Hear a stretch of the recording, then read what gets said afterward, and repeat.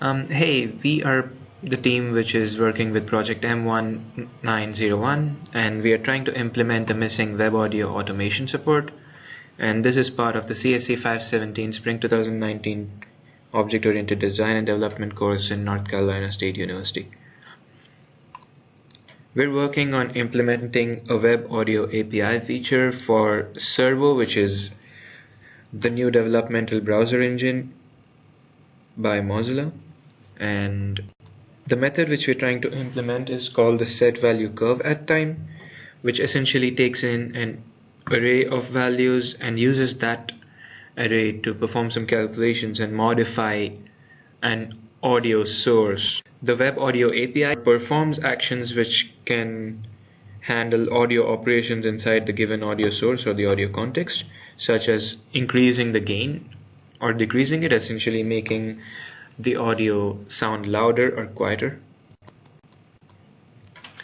So let's take a look at the code which shows how we've implemented these. So you can see that the setValueCurveAtTime method takes in three parameters, that is the values array of numbers, there's the start and the duration.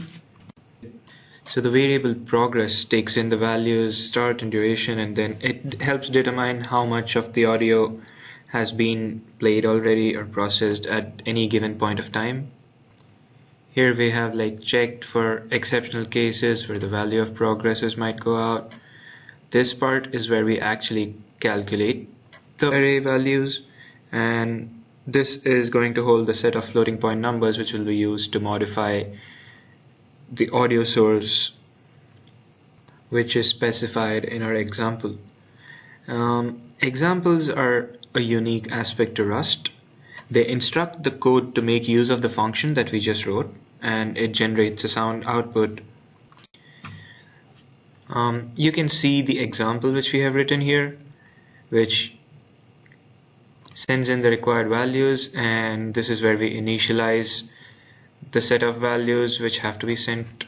It holds an array of zeros and ones which gets modified by the setValueCurveAtTime function, and then these new modified values, which are based on how far the audio has progressed in the playback, and then those values help modulate the audio as per requirement.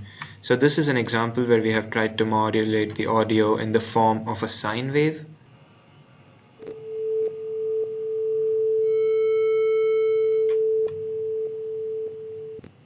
And that was the first part of the project which we implemented successfully.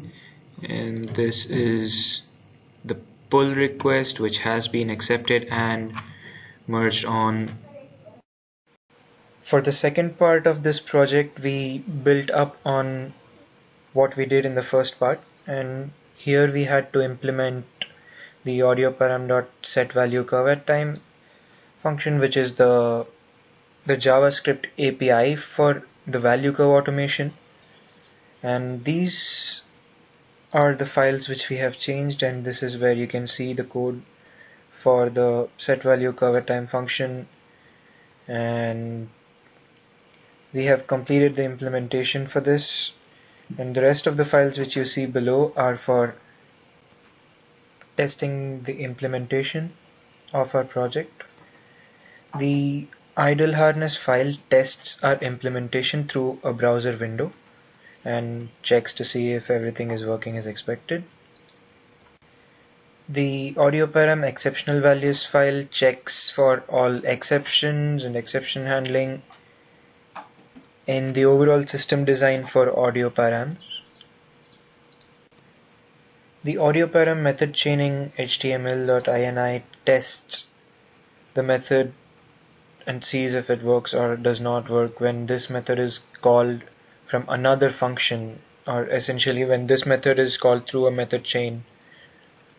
And these are the different values and different tests that we perform. This file here contains tests for handling exceptions that occur from within the individual function itself. The last file here tests the function that we wrote itself and checks to see if everything is working fine. but when we did run the tests, we found that a few tests were failing which should not have been failing, and after further discussion, these tests which are failing have been moved to a separate issue by itself, and we were asked to ignore this issue for now. And this completes the implementation for this part of the project. The next part of our project deals with implementing these two methods in the audio listener class, which are deprecated, but there are still some websites or players which use these methods.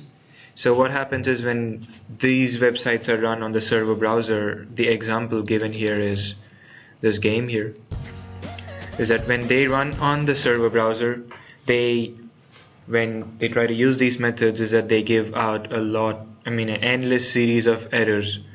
So we try to implement this so that the errors stop, and this is our implementation. You can see that these two methods have been set up, and what these methods do is that they set the position and the orientation of the sound in a spatial location from where they're supposed to arrive.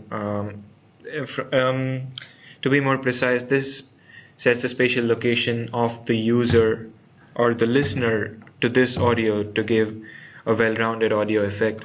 And these are the lines where we uncommented the methods which weren't implemented before, and these are the implementations of the method. And that was about it for this part of the project.